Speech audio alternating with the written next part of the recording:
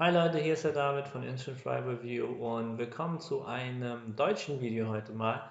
Und zwar geht es um die Standardplatzrunde nach EASA. Ja, heißt also, ich würde euch heute mal erklären, wie eine Standardplatzrunde geflogen wird in Europa bzw. im europäischen Luftraum. Ja, von daher möchte ich einfach mal gerade über die verschiedenen Segmente der Platzrunde drüber gehen, damit ihr einen besseren Eindruck davon habt, wie das Ganze geflogen werden soll. Für dieses Beispiel benutze ich die Cessna 172. Der Grund, warum ich die Maschine erwähne, ist, weil jede Maschine andere Geschwindigkeiten hat, Abhebegeschwindigkeiten, Streckenflug und so weiter und so fort. Und die Cessna 172 war mein Schulungsflugzeug, auf dem ich gelernt habe, ist ein High-Wing Plane. Eine ganz tolle Maschine, ganz einfach und simpel zu fliegen. Ähm, ja, das ist eigentlich einer der Hauptgründe. Der andere ist, es gibt auch noch eine Simulatorstunde. Ähm, bei der ich diese Platzrunde im Prinzip euch auch mal demonstriere, in echt sozusagen oder fast in echt. Deswegen ist das der andere Grund, warum ich die Cessna für dieses Beispiel in der Theoriestunde hier ausgewählt habe. Okay, also wie ihr seht, besteht so eine Platzrunde, in Anführungszeichen Standardplatzrunde, Standardplatzrunde immer links herum, aus 5 Segmenten. Da haben wir einmal den Abflug, Querabflug, Gegenanflug, Queranflug und Endanflug. Das ist so im Flieger Deutsch. Im Flieger Englisch ist es der Upwind, der Crosswind, der Downwind, die Base und dann das Final. Okay? Wir gehen jetzt einfach mal davon aus, dass wir mit der Maschine, in dem Fall die Cessna, wie gesagt, hier in Höhe der Zahlen stehen, der Pistenmarkierungen, wunderschön ausgerichtet, mit der Nase über der Mittellinie, ready to go or ready for takeoff, also Full Power. Und dann beschleunigen wir auf VR. VR steht für Rotationsgeschwindigkeit bzw. V für Velocity, Flieger Englisch, und R für Rotation, die Rotationsgeschwindigkeit, sprich die, bei der wir anfangen, die Nase hochzuziehen an unserem Steuergerät. Ja, das kann ein Yoke sein oder ein Joystick. Bei Ultraleichtmaschinen ist es oft ein Joystick, ja, wie zu Hause vom Computer. Und in der Cessna ist es ein Yoke. Ja, also kein Joke wie der Witz, nein, ein Yoke mit Y vorne. Ja, also wir beschleunigen bis in diesem Bereich. Das sind in der Cessna 57 bis 60 Knoten, relativ kurz also, haben wir auch relativ flott erreicht, ziehen die Nase hoch und befinden uns dann auch schon im allerersten Segment, dem Abflug. Im Englisch ist es Upwind, wir gehen also ab mit dem Wind. Start und Landung erfolgt ja immer gegen den Wind, hatte ich da gar nicht erwähnt. Ne? Ja, wir steigen also im Abflug auf 500 Fuß, das ist unsere Sicherheitshöhe. Von da, wenn wir die erreicht haben, können wir entweder links, rechts oder geradeaus, je nachdem, was wir möchten, oder wie unsere Freigabe vom Tower gelautet hat. Fliegen in der Cessna bei ungefähr 75 Knoten, das ist VY in der Fachsprache, also Velocity Y heißt oder soll stehen für Best Rate of Climb. Soweit mir bekannt ist Y in diesem Fall einfach nur ein Buchstabe, hat jetzt keine direkte Bedeutung zu irgendeinem Wort, nennt sich Best Rate of Climb, beste Steigrate. Liegt bei 75 Knoten, angezeigte Geschwindigkeit. Wenn wir die 500 Fuß also erreicht haben, starten wir auch schon unsere erste Linkskurve. Linkskurve in Platzrunden sind immer 90 Grad. Das heißt, von dem Steuerkurs von 270 drehen wir also dann links ab auf Steuerkurs 180, befinden uns dann im zweiten Segment, dem Abflug oder dem Crosswind Runway 27. Ja? Der englische Begriff ist hier ein bisschen sachlicher, auch einfach aufgrund dessen, das heißt Crosswind, das heißt der Wind crossed oder kreuzt unseren Flugpfad. Ja, der Flugpfad geht ja in die Richtung und 180 und der Wind, wenn er eben aus der kam, kommt er jetzt immer noch aus der. Von uns aus gesehen, aus dem Cockpit, schlägt er aber jetzt im Prinzip gegen die Seite des Flugzeugs, deswegen drückt er uns, also daher Crosswind. Ja? Querabflug, der deutsche Begriff ist da eher Relation zur Piste. Wir sind ja so gestartet, das heißt, er ist quer zur Piste im Prinzip. Ja, wir steigen also weiter auf Platzrundenhöhe, die beträgt gewöhnlich 1000 Fuß über dem Boden, deswegen hier auch der englische Begriff AGL, Above Ground Level. Und wir kommen dann zu einem Punkt, wo wir irgendwann mal die nächste Linkskurve eindrehen müssen. Wann ist dieser Punkt? Das eine ist entweder die Distanz zur Bahn, das ist am Anfang nicht so einfach einzuschätzen, denn eine Sache ist sicher, wir wollen nie zu weit weg von der Landebahn. Für Platzrunden zumindest, wenn wir irgendwo anders hinfliegen wollen, ist das natürlich eine andere Sache. Aber für Platzrunden zu üben oder einfach mal zu fliegen, wenn ihr denn eure Lizenz habt, ist immer eine gute Idee, möglichst nah an der Piste zu bleiben. Dann sollte euch dann wirklich mal der Motor ausgehen, womit man auch rechnen muss, einfach in der Fliegerei. dann ist es so, dass ihr froh sein könnt, wenn ihr nicht allzu weit weg seid, denn 1000 Fuß sind lediglich um die 300 Meter und die sind schnell verloren.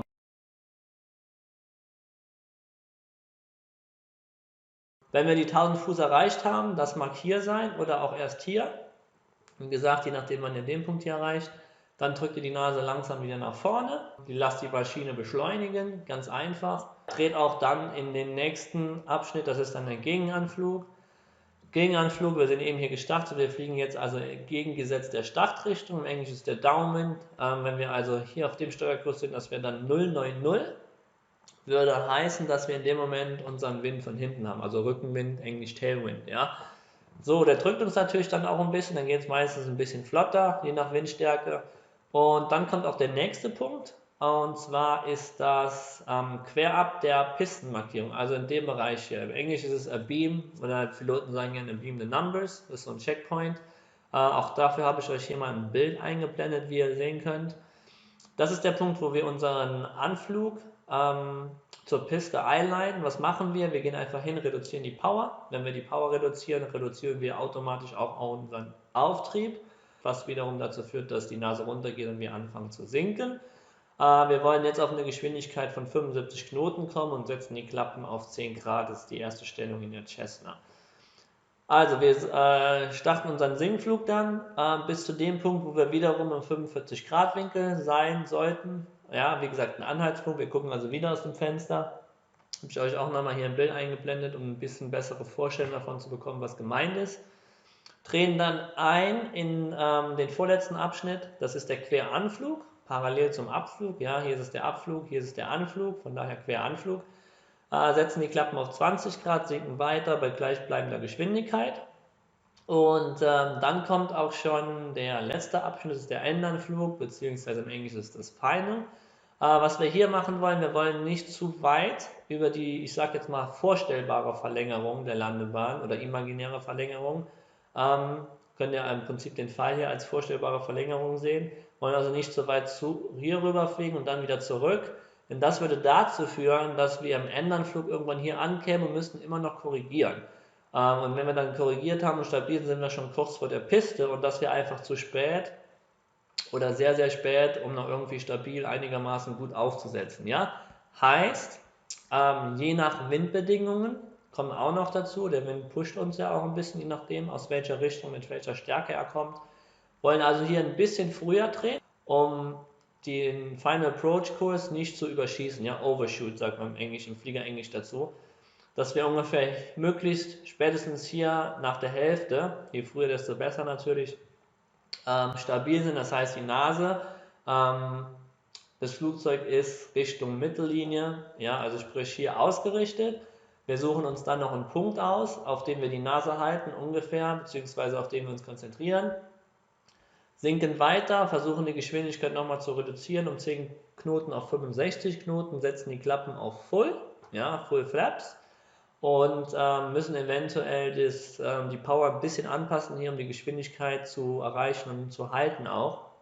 Je nach Windbedingungen mag das mal ein bisschen einfacher sein, ein bisschen schwieriger, kommt ganz drauf an. Ja, wie gesagt, suchen uns einen Punkt aus. Üblicherweise ist das der Bereich der Zahlen, halten die Nase dahin. Und sobald wir diesen Punkt dann passieren, anderen Worten überfliegen, fangen wir auch an, nach vorne zu schauen, zum Ende der Landebahn, ziehen ziehen die Nase langsam hoch und reduzieren gleichzeitig die Power auf 0. Und leiten dann somit das Flare ein, bzw. das Ausgleiten der Maschine, um möglichst weich auf der Landebahn natürlich wieder aufzusetzen. Ein guter Anhaltspunkt hier für den Anfänger, beziehungsweise am Anfang, aber auch sonst natürlich, ist wie hier unten markiert ungefähr 5 Grad auf dem künstlichen Horizont, Artificial Horizon im Englisch. Das heißt, ihr zieht die Nase hoch und wenn dieser orange Punkt, ich nenne ihn jetzt einfach mal orangen Punkt, ungefähr auf 5 Grad ist, das ist unterteilte Striche, dann habt ihr ungefähr den Anstellwinkel plus minus 5 Grad, der ganz gut ist für das Ausgleiten einzuleiten. Das Ausgleiten mit der schwierigste Teil der Landung, der auch am meisten Übungen von jemand abverlangt, aber wenn er es ein paar Mal gemacht hat, geht das auch eigentlich relativ gut. Ja, das war's zum Thema Platzrunden. Das ist eine Platzrunde, eine Standardplatzrunde nach EASA. Es gibt natürlich auch eine Platzrunde im Uhrzeigersinn, beziehungsweise rechts herum. Müsst ihr euch das hier eigentlich nur im Spiegelbild vorstellen. Wie auch immer, auf alle Fälle gibt es aber diese Platzrunden hier noch im Simulator. Da fliege ich die einmal ab. Da habt ihr vielleicht noch eine bessere Vorstellung, wie das Ganze aussehen soll. Von daher würde ich sagen, schaut es euch einfach mal an. Link dazu findet ihr oben rechts im Screen oder schaut einfach mal in der Videobeschreibung nach. Wie gesagt, da sitze ich in einem Cessna 172 Simulator von Redbird, ein super tolles Gerät. Ist definitiv sehenswert, würde ich sagen. Könnt ihr auch sicherlich noch was von mitnehmen. Ja, ansonsten hoffe ich, dass die Theoriestunde euch hier gefallen hat, nicht überfordert hat. Hoffentlich konntet ihr was Sinnvolles davon mitnehmen. Über einen Daumen hoch würde ich mich wie immer freuen. Kommentiert, stellt Fragen. Ansonsten wünsche ich euch noch einen super Tag und danke fürs Zuschauen. Hier war der David von Instrument Flight Review. Thanks for watching and see you later. Ciao.